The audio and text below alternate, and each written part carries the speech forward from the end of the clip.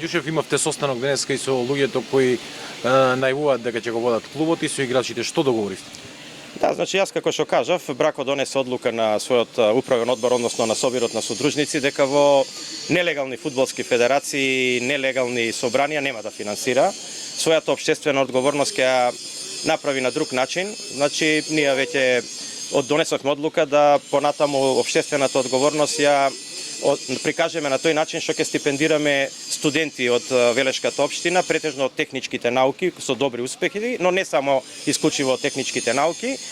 Што се однесува до фудбалската федерација, мислам дека бевме сите сведоци на тоа што таму се случува и ние не сакаме да бидеме учесници во такво сценарио и не би сакал сега повторно да повторувам се што се случуваше. Јас сакајќи да не пропадне клубот, јас дадов една објава дека без разлика што Брако потроши над милион евра средства во создавањето на борец од трета лига па до стабилен прволигаш, дека кој ќе изрази желба дека ние ќе го отстапиме клубот без надокнада, но тоа тука мора да се заврши правна постапка.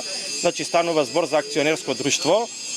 Кога борец влезе во прва лига, согласно законот за спорт, треба да се формира акционерско друштво. Тоа акционерско друштво е во 100% собственост на Брако, има 2500 акции по 10 евра, тоа се 25.000 евра. Јас им понудив на луѓето што сакаат да го преземат клубот, дека ќе треба на берза да го купат, пошто акционерско друштво на берза се продава, ќе треба на берза да го купат клубот, да ги уплатат тие 25.000 евра, а ние после као Брако ќе ги вратиме истите како донација назад во клубот, за да не излезе дека ние ги бараме парите, но сепак не треба да биде со капитална загуба продадено друштвото.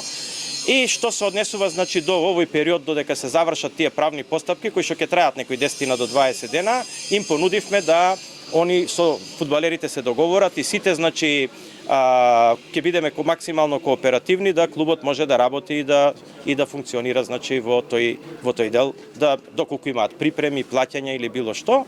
И сега ќе видиме, значи тие кои што зема обврска, тоа се група на граѓани кои што имале контакт со фудбалот, ветерани, фудбалери и така натаму, дека имаат желба да ова го направат. Ја посакувам среќа, успех, сакам борец да биде и понатаму успешен тим и ние мислам дека направивме све што можевме како Брако да борец дојде до тука каде што е. Вие им се обративте и на играчите на денешниот состанок, им кажавте дека заклучно 31 јануари обврските кон вас завршуваат и дека од 1 февруари обврските си ги презема оној кој ќе се представи, односно ќе претендира да го води клубот. Да, точно така. Значи, јас денеска заеднички беше состанокот на кој што јас на фудбалерите им реков дека ние заклучно со јануарската плата, односно со 31 јануари сите обврски што ги имаме према нив во текот на оваа недела ќе бидат исплатени.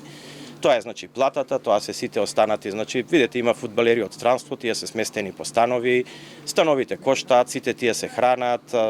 Значи све што едноставно има потреба да се финансира до крајот на овој месец, тоа ќе биде апсолутно завршено и финансирано и исплатено.